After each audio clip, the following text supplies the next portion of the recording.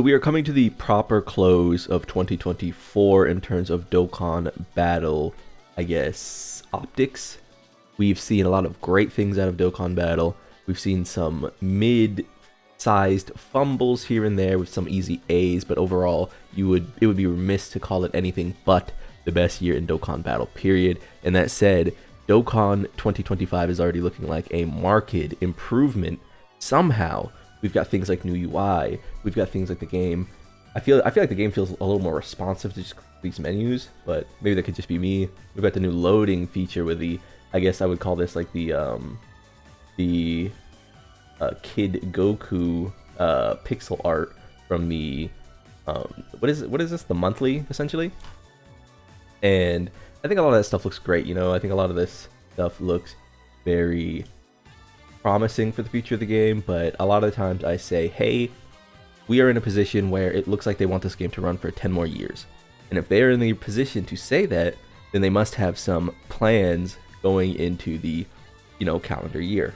One of the things I would personally like to see, if they change anything at all, is a revamp to some of the systems, some of the game modes that are kind of just floundering. Look at this menu.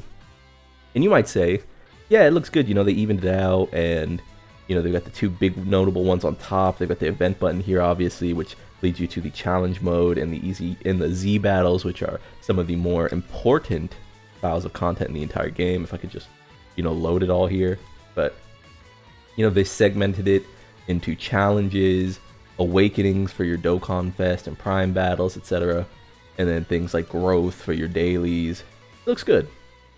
The one thing I would say is that it's a bit of a paper tiger. You look at it and it's like, whoa, so fierce, so many things to do. Until you actually break it down, that Dragon Ball story is the exact same thing as the Dokkan story. And that's fine, but reliving those moments with gameplay that is essentially auto battle isn't really fulfilling. And I would say that in the same way that, like, how should I put this? I would love to see a version of Dragon Ball story that sets itself apart from the quest mode, because currently reliving these moments isn't really engaging, and most of us have just seen the game or seen the show or read the manga. So while it is cool, I mean, imagine you got on Sparking Zero and you played through that story mode. It wasn't the most engaging thing. Sparking Zero's biggest flaw to me was sort of promising a Budokai-esque return to the story mode and just being like a visual novel, essentially. A visual novel with freeze frames, animations weren't that great. Not a good exploration of the Dragon Ball story told through the Sparking Zero engine. And that was really sad because when I look at Dokkan, I see the same thing in the Dragon Ball story. What I think would be much more fulfilling if they were going to keep this slot here is to make it an actual, I would like a challenge event for the end of each of these stages.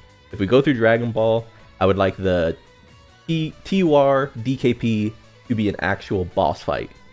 Everything else can be easy, everything else can be auto content, but right now it feels like there's literally, outside of the stones, there's really no reason to engage with this, and it doesn't do a good job in making the Dragon Ball characters seem particularly interesting, as well as things like, they're not really good for link level grinding either. Things like this, we're mostly operating in this area anyway. Specifically, I've been doing Wasteland Showdown 4, and I actually was just coming off of finishing. I need to do 2 more.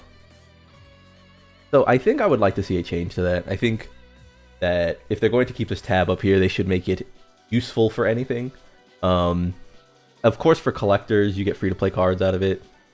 That's fine. I think I've done enough talking about how I feel about free-to-play units. They're not very good. It is what it is.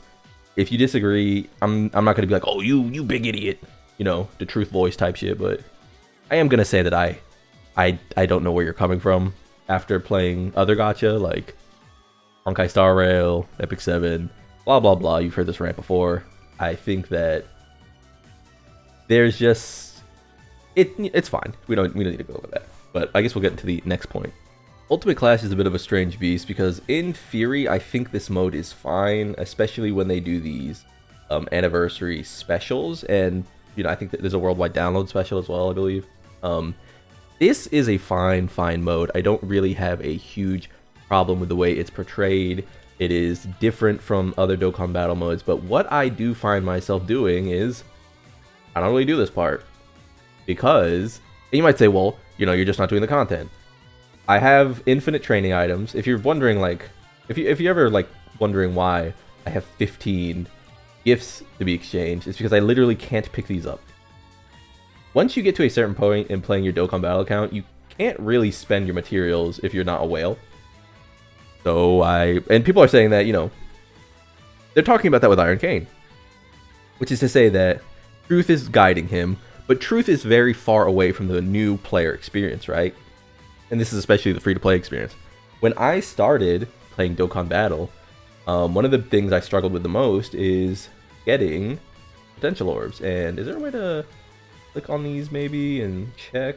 Maybe if I just go to a character that I haven't really touched. 41%. Okay. One of the things I struggled with was getting these orbs, but after a certain amount of time, if you spend like 1 year playing Dokkan, you essentially can't run out of these anymore. There will never be a time where you're awakening enough characters to run out of this. I could go through my entire box and I would not run out of these for any single one because they all look like this. So you go into something like the Ultimate Clash, and after you do your initial run to get the stones, it kind of exists as just nothing content. And so what you could say then is, well, you want to do the missions and do the clears, you get the free-to-play characters because you need the actual currency that exists for that. Oh, do I have some stones waiting on me?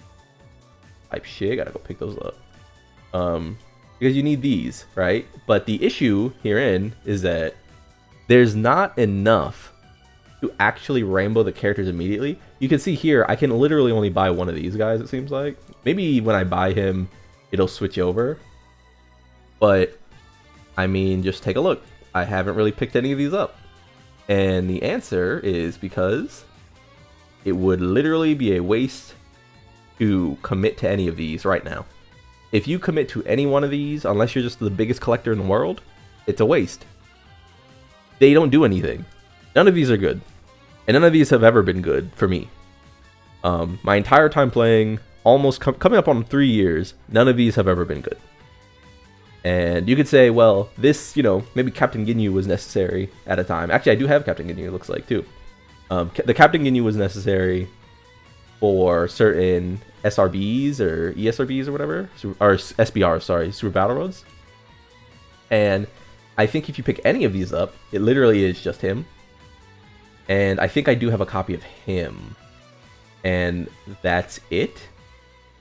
But, I mean, it's just not enough. And I think one of the bigger issues is that they put so much time into some of these characters. Characters like Analyza here, who aren't getting a Dokkan Fest, aren't getting a Carnival anytime soon. So, this is completely wasted. And I think one of the things that comes up when we talk about free-to-play characters is just how wasted they are. Because if you're going to make every single anniversary and worldwide download celebration and Golden Week and Saiyan Day a same pool of characters, you should probably save this stuff for like the in-between months. Because even if this guy ends up being just kind of a mid Dokkan Fest, he ends up being a mid Dokkan Fest who could easy A into something good. In this, he's just going to be shit and he's going to easy A one day. Same with this character. And they're going to be shit still. And it's going to be like, well, why would we do this? Look at this. This is so crazy. This is Dokkan Fest level. This is Carnival level when they get into the GT stuff.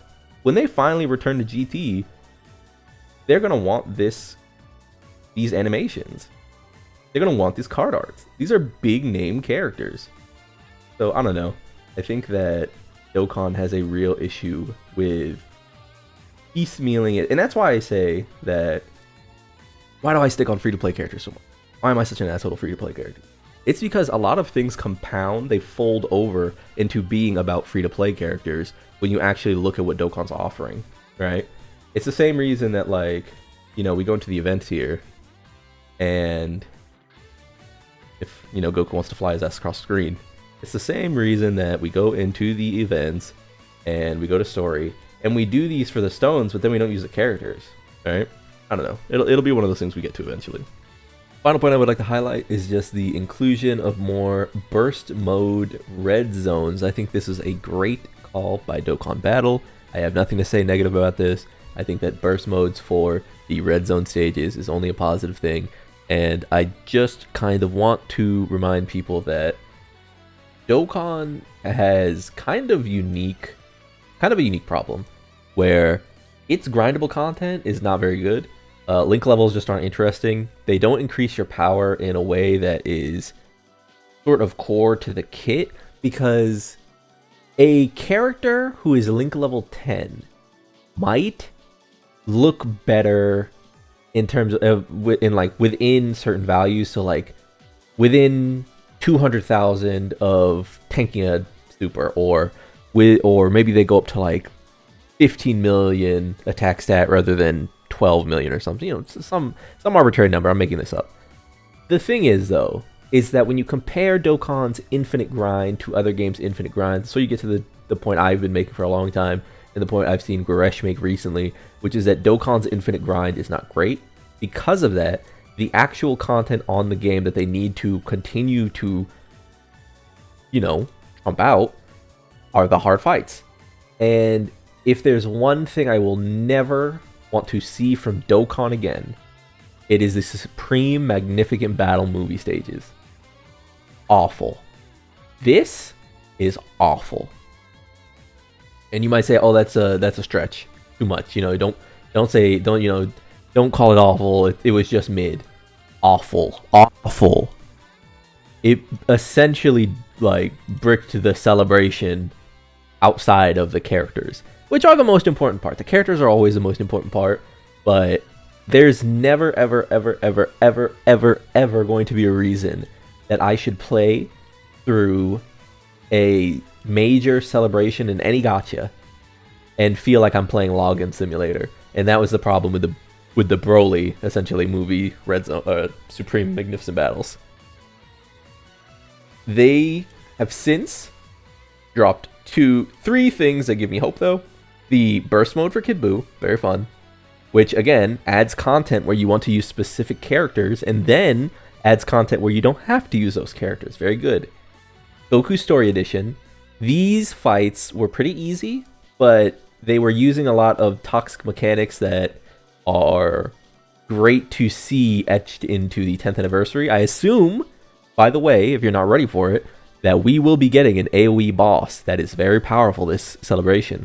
And the reason I say that is because not only did we get one last year, but Glorio released, and the only thing that challenges Glorio are AoEs. So I assume we will be getting a nice, tough AoE boss this celebration. And as for Vegeta, I think all 3 of these fights are pretty good. You know, maybe, Saiyan Saga isn't the scariest, but pretty interesting mechanic. Maybe Planet Namek Saga isn't the scariest. Again, pretty interesting mechanics. And the Cell Saga himself was a nice long fight. I like it. I like it a lot. I know I've been talking about things I think need to change, but I am pretty consistent. When I say I want this to change and then they change it, I'm going to highlight it. I had a lot of problems coming out of the worldwide download celebration after these 2 tragedies dropped, and it was just boring content. But they've turned it on, And they've turned it on to start the anniversary. I will also highlight that the Gogeta and Janemba fights are pretty fun. And they're different. Maybe they're short fights, but that's fine because we have the long fight here. And now we have 2 to 3 more long fights that are at least somewhat competent. So, yeah, good job, Dokkan. Clapping hands. Good shit. That's gonna do it for today. Like if you liked the video, subscribe to the club. I've been alone, and we all gonna make it, man.